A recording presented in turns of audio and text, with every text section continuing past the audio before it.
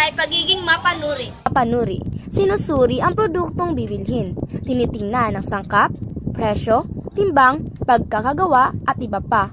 Kung may pagkakataon pa, inihahambing ang mga produkto sa isa't isa upang makapagdesisyon ng mas mabuti at mas mapili ang produktong sulit sa ibabayad. Ikalawang tips ay ang alternatibo. Ikalawang tips, may alternatibo o pamalit. May mga panahon na walang sapat na pera ang mamimili upang bilhin ang produktong dati nang binibili. Maaari ding nagbago na ang kalidad ng produktong dati nang binibili. Ang matalinong pamimili sa ganitong pagkakataon ay marunong humanap ng pamalit o paghalili na makatutugon din sa pangangailangan tinutugunan ng produktong dating binibili.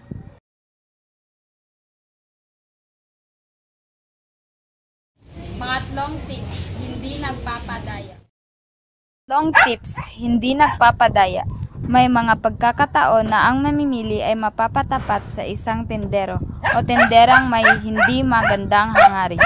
Ang matalinong mamimili ay laging handa, alerto at mapagmasid sa mga maling gawain, lalo na sa pagsusukli at paggamit ng timbangan.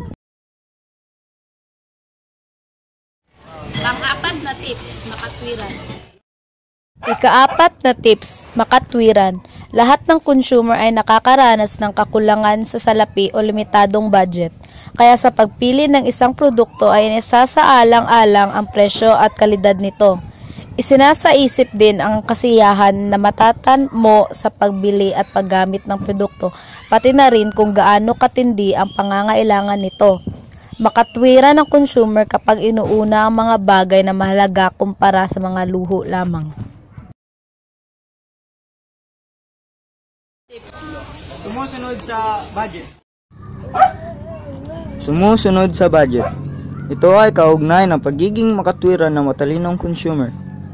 Tinitimbang niya ang mga bagay-bagay ayon sa kaniyang budget. Hindi siya nagpapadala sa popularidad ng produkto na may mataas na presyo upang matiyak na maging sapat ang kaniyang salapi sa kaniyang mga pangangailangan. Anim na tips, hindi nagpapanik buying. Hindi nagpapanik buying. Ang artipisyal na kakulangan na bunga ng pagtatago ng mga produkto or hoarding ng mga nagtitinda upang mapataas ang presyo ay hindi ikinababahala ng isang matalinong consumer dahil alam niyang ang pagpapanik buying ay lalo lamang magpapalala ng sitwasyon. Kapitong tips, hindi nagpapadala sa anunsyo. Number 7, hindi nagpapadala sa anunsyo. Ang pag-endorso ng produkto ng mga artista ay hindi nakapagbabago sa pagkonsumo ng isang matalinong consumer.